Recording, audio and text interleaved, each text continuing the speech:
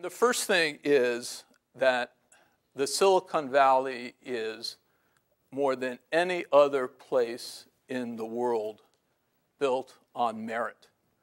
It is built on merit, and interestingly enough, and you may find this hard to believe, but it is built on diversity.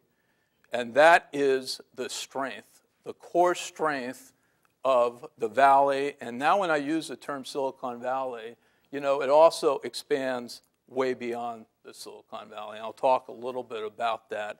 But the Silicon Valley is obviously now worldwide.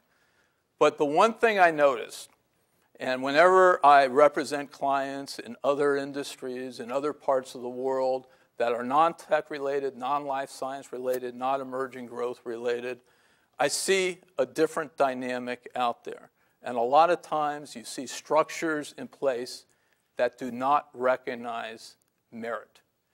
And in this industry, the beauty of it is you can take an idea from day one, from that first circle, and you can, work hard, dream big, and make it happen.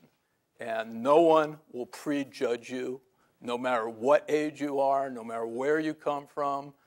It's pretty incredible. I will tell you, Google, we hear the story all the time of the two founders, the two Stanford students that, dreamed this thing up right here at Stanford, went into Larry Sonsini, and as with a lot of ideas, I'm sure Larry sat there and said, sounds interesting, these are good kids, I want to work with them and everything. Well, let me tell you something. They shot through that first, second, and third circle pretty quickly, and it's pretty amazing. But it's not just Google. There are examples of this from this university constantly, and it's taking any idea and just working your butt off and going with it and making it big. You had Scott McNeely over at Sun Microsystems, a Stanford graduate. Right now I'm representing a biotech company that a young Stanford 21-year-old student, one of my partners was telling me, a young man, 21 years old, brilliant, has come in with a software idea and just got it funded. And these are things that are coming out of Stanford all the time. I represented a company called Numerical Technologies, one of my favorite companies. And it was a engineering, he had actually graduated from the engineering school, and I think he had accepted a professorship at Harvard. And he had this idea in the semiconductor industry, semiconductor equipment software. And he came back here.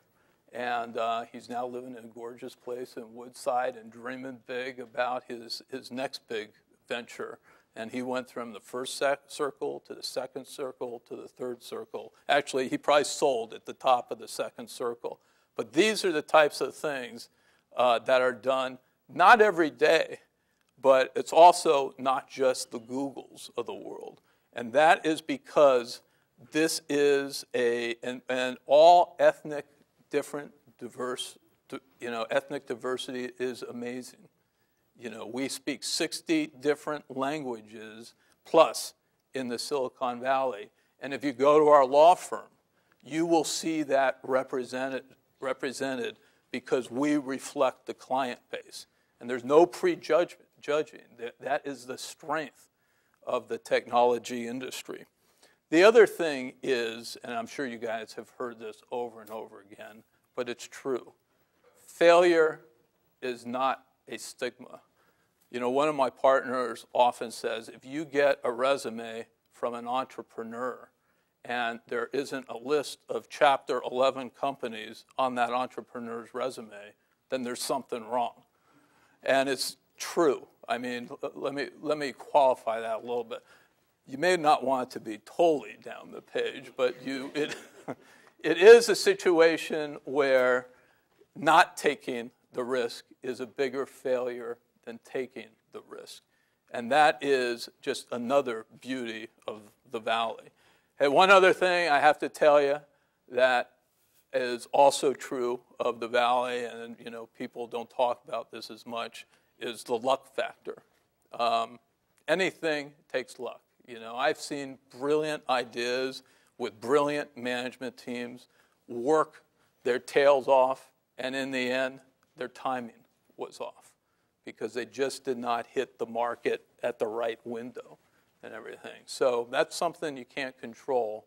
But as I tell the associates in my law firm, my kids, everyone that will listen to me, the one thing you can do is you can dream, you can work incredibly, incredibly hard, because if you work incredibly hard, you at least put yourself in the place for luck to play itself out.